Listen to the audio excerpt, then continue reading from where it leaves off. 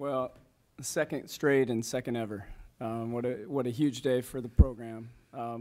Can't say enough about the way our athletic department put on a great show this weekend. Corvallis, NCAA rep, everybody just put on a great, what is this called? Regional? Whatever this is. First and second round, there you go, thank you. But it was very well run, and of course, Beaver Nation didn't disappoint once again. Just an incredible atmosphere to play. You know, I know the people that are from out of town were kind of blown away by the atmosphere that we get to participate in and day out in our program, and it's just amazing, simply amazing. For these two sitting next to me and the other two seniors in our program, what a great finish to their home career. To be 60-6 is astounding. It's just simply incredible. A place that had never won a Pac-12 title before their arrival, and now they've won 3 straight. And now they're going to be able to participate in their second straight Sweet 16 with a chance at more. And, you know, that ovation, I think back to the Stanford sellout, you know, certainly the circumstances were key to make that happen, but these are the people that everybody came to support, and they filled that place and once again had an amazing atmosphere today to play in. And so Creighton is an incredible program. You know, when the bracket came out, we've already talked about Long Beach State, and that's not necessarily a team you want to see in a one-off situation because of their style. Creighton's very similar. There's nobody like them on our schedule. BYU was the closest to them, and that was a good experience for us early in the preseason.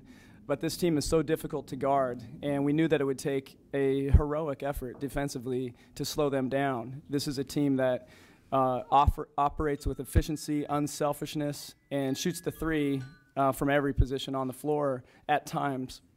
And our team welcomed the challenge, rose to it, and you just saw the heart that this team plays with, you know. And today, I love the way we scored in the first half. Second half, we didn't shoot the ball quite as well, but we executed well all day. And so I'm just obviously very proud. And hats off to Creighton for a phenomenal game, phenomenal season. I know we've followed them since our freshman year because we lost to that team last time we played them, and they carved us up. And somebody asked me the other day, what was the difference, or is there a difference from last time to this time? And the difference is, I said, we're just way more experienced defensively. This program has evolved so much. Jim's been there, and they've been doing that for years, and it's an incredible system, but we are different. And today we proved that, only letting them shoot 10 threes, and they made 2 of them. And that was definitely the game plan, and our team executed to a T. And so very proud and impressed by our group today. Thank you, Coach. Now we'll the floor for questions for Sid and Gabby. We'll go Steve. Steve Gress, Corvallis Gazette Times. Gabby, first, how sweet does this feel to get back to the Sweet 16? And then second, you're known for your defense, but today offensively in the first quarter, first half, you really kind of made a mark. Was that something you wanted to do going in, or just how did that kind of come about? You forget how hard it is to kind of get here, and certainly both of these games prove that. So it's an amazing accomplishment to have, and I'm super proud that, you know, senior year we get to go out from Gill with a bang. I think in this game it was just important that we were super aggressive.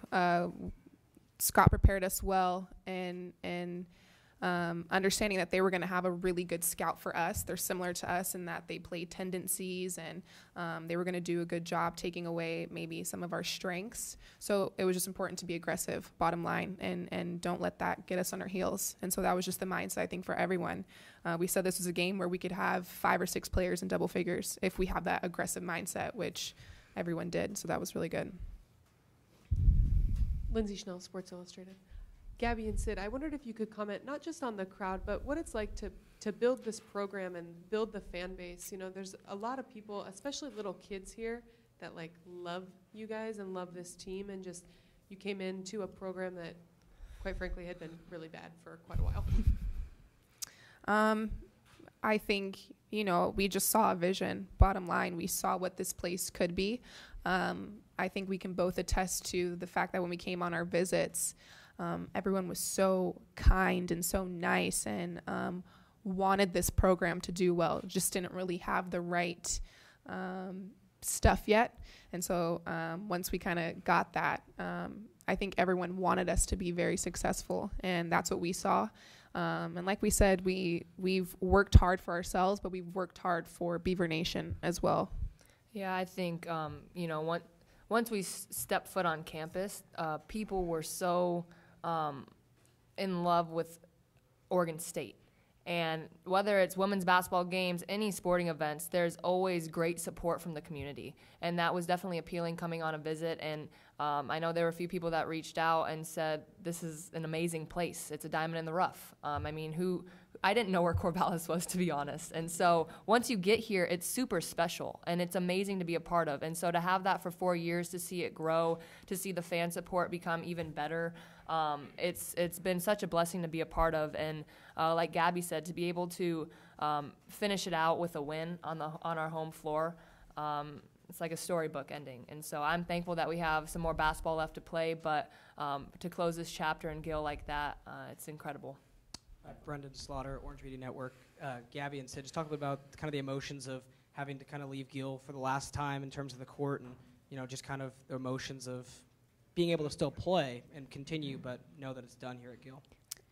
It has not hit me yet.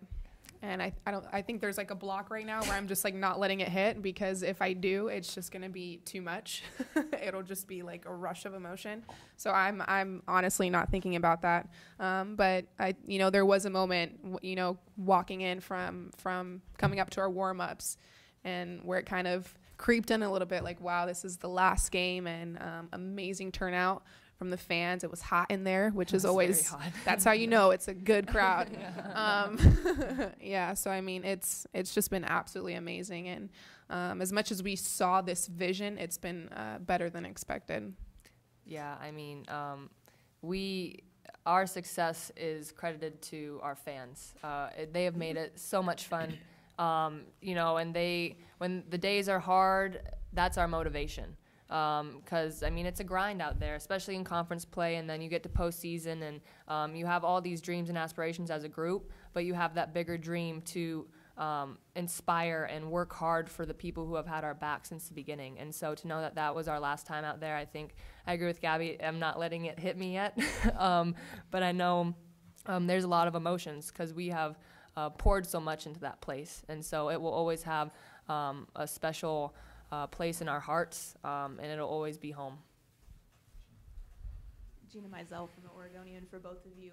Just what was the key to flushing what happened on Friday and having obviously a quick turnaround and then just coming out with the strong start? You guys started really well, and then they had to play from behind the whole game. It honestly reminded me of a Pac-12 weekend. I think of the LA trip where we lost on Friday to UCLA, and we had to turn around quick and play USC on Sunday.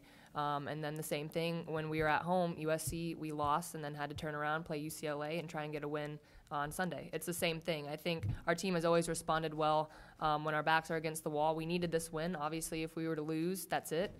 So I think we responded. We were focused yesterday in practice. We had a good mindset going into it. Short-term memory loss. We won. You take the win, you take the lessons with it, but you prepare for Creighton. And so I think we did a really good job responding to that. Yeah, I just think we were super dialed, and I think we had a good understanding that, first of all, that was kind of like a wake-up call, like, okay, this is hard. This is hard, bottom line. Everyone's in the same position that we're in. It's win, you move on, you lose, you're done. So I think we were super focused, and we expected more from ourselves and more from Creighton, and expected it to be tougher. Time for one last question for our student athletes. No? Ladies, congratulations. Thanks. Go Beavs. Go Beavs. Yeah, no, the only thing I ever really need to say to her is just to remind her how aggressive to be. She's respectful. She's such a sweetheart of a person, and she knows, this is these seniors team, and she's finding her way within it, but she's not going to step on anybody's toes. And so it's just give her the green light to be aggressive, and that's the only thing. I did mention that to her, just today, but I've been doing that almost every game now. Just coach told me to be aggressive, so I was aggressive, and we need her to be. We need her to make plays for us. She impacts the game so many ways, and she fills the stat sheet up. And so this team needs that from Mick, and she brought another great effort. Tom Warren, KJL Radio. Scott, how nervous, what was your thinking when Gabby got those 3 quick fouls in the third? Yeah, well, I wondered what in the world. I mean, that was a strange stretch of the game for us. I mean, we were somehow on our heels, and we'd stretch it to 15, it seemed like, or something like that, and here they come back, and you didn't want that to happen. Well, just to get her out. That was my thought. Get her out, let's survive this, and let's get to the fourth quarter, and then she'd be back in to finish. And so, it was just kind of odd for somebody that rarely fouls ever. Keenan Punk, Coach, Orange Media Network. Coach, what do you think you did well in limiting their number of threes? You said that earlier, that was a point of emphasis tonight. It absolutely was. And now one stretch in the second quarter where they got to the rim a couple times, they went small, and we had to get used to playing them when they were small. And that's the tough trade-off with Creighton. When they go small, they put their best three-point shooter at the 5. And then who are you going to guard? Because they have 5 three-point shooters. And so, you have to roll the dice a bit. And we started by, Bree was out there defending, and that took our rim protector away. And the way that they play, you've got to hug the three-point line. You've got to go over the top of screens with them, and that was our game plan, was to chase them off the 3. You can't let this team get comfortable from 3.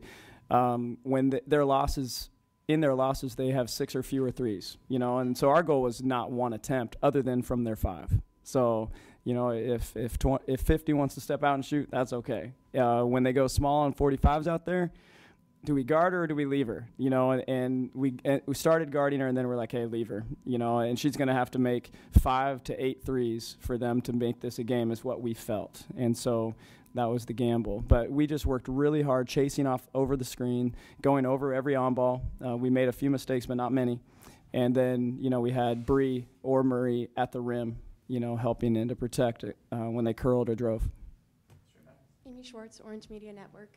Coach Flannery called Gabby maybe the difference for your team in the game tonight. Can you just talk about her hot game and the hot game on both sides? Yeah, absolutely awesome. This is the thing with Gabby. I mean, certainly, you hear why does she struggle making layups? She's shooting this percentage. Why did she take that shot?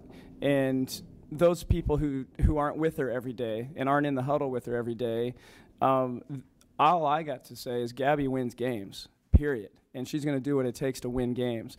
And so today she knew that this team needed a spark. It's her last game in Gill, and she came out and she played that offense that she's capable of playing. I mean, this is a player that her freshman year put 19 on Oregon, playing three different positions in that game. And so she's a very capable scorer. She doesn't necessarily identify that way unless her team needs it. And so her offense was obviously key early in the game because she was the one, other than Mick, that was able to get to the rim and really create offense for us early. And her attack and layups were huge in this game.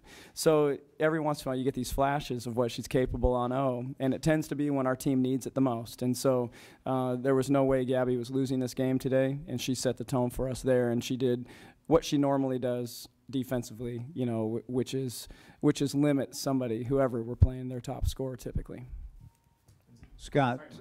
Mike Parker, Oregon State Radio. Coach, both Gabby and Sydney both said they can't really quite yet allow themselves to think about this being the last one in Gill. Mm-hmm. But what about your thoughts about those two? And you've already shared it a little bit, but those two in particular saying they just can't even think about it right now. Yeah, well, 21 years has taught me to deal with this better than I probably should, and not let myself think about it too much. I'll never forget sitting at commencement my 5th year as a coach at George Fox, and the first time I had an All-American walk across the platform and grab her diploma and walk out, and I was like, what in the world am I going to do without Katie Lacey? And honestly, I didn't know. And somehow, people are led to this program for whatever reason, and you go on, and you'll never replace these two. There's no way. Just like there's no Jamie here, there's no Ruth, there's no Devin or Sam or so on, right? Alyssa Martin, Allie Gibson. There's going to be a different style, a different way in the future. What I see today as is a flat-out celebration. That's what this is to me. I mean, that place, that ovation at the end, I mean, that gives you chills. It gives me chills right now thinking of it. That's all a coach can hope for these players. They're wearing "Let Her Fly" on their arms, on our shirts. before our shooting shirts. And that's how I see this. That is this team, and these individuals seeing themselves differently from this experience, giving so much, yet getting so much. And to be honest, most of it won't hit them till they're gone.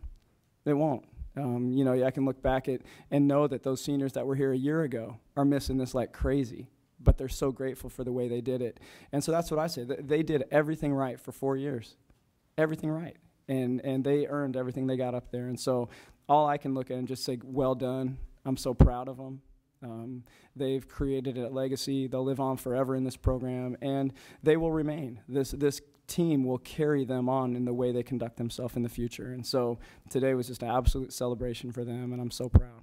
Two more questions here, and then some. Brendan Slaughter, Orange Media Network. Coach, talk a little bit about the fan support both Friday and today, and then do you expect that will play a big role in going to Stockton and just kind of having some orange-clad Beaver fans not too far down the road? Yeah, well, I think everybody understood it's their last time playing as well. And so it was our second senior day today, and everybody came out and supported them incredibly well. And the beginning of the game, you get the Creighton fans who were super loud, by the way. For not very many people, they were awesome. And those striped pants were amazing. I mean, that was amazing. I mean, I heard them down here before the game. I asked my assistant, what's going on in Gill? I mean, it's just constant jump. I mean, I think our heads are right below where their band was or something. And they're like, that's those striped pants people. They're jumping around like crazy. So it was a great atmosphere. Then you heard their ovation, and then you heard Gill just roar, and so Gill didn't disappoint. It's just par for the course for our fans, and which is amazing. What was the other part? Stockton.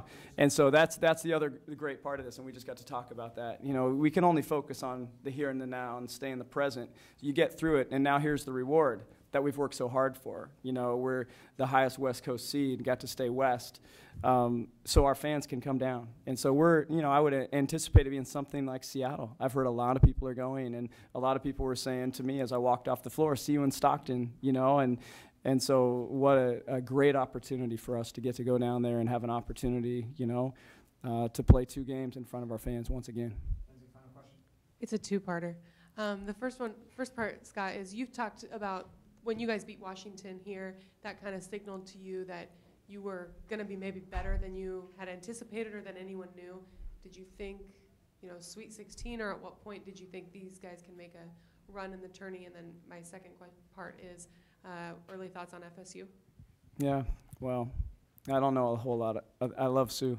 I know that, and I know they're extremely athletic. And so we have 2 and incredible point guard play or guard play in general. And so I'm excited to get into their teams that are down there. And so, what was the first part? At what point did you know that? Oh yeah, this the Washington game was an interesting one. I felt from the beginning of the year, I would say, I think that we're going to be able to play with anyone.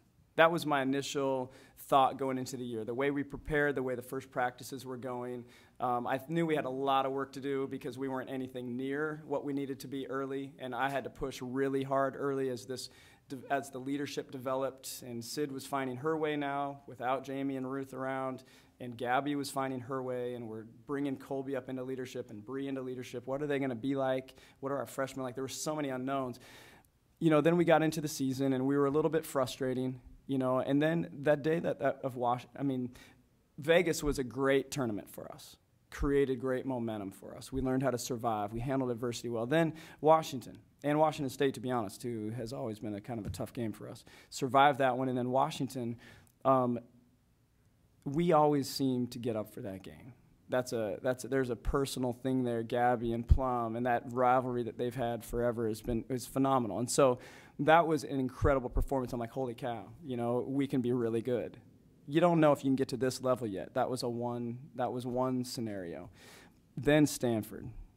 Stanford was at Stanford. That was when I knew, okay, this team, we're not just good. We have something special. Something special. And what you saw today was that same thing. We haven't done anything real easy all year. This game wasn't easy. We could have made it easy. We hit 3 straight corner threes that were wide open. We blow this thing open. We had so many opportunities, yet here they are, it's still at 10 points, still 8, now it's 6. Can we just put them away? So this team's MO has never been to just do anything easy, but it's to win. and there's something special about them. And so I learned that down in that Stanford game, and they've maintained that all year and just keep proving it over and over and over. All right, Coach, thank you very much. Yeah. Congratulations.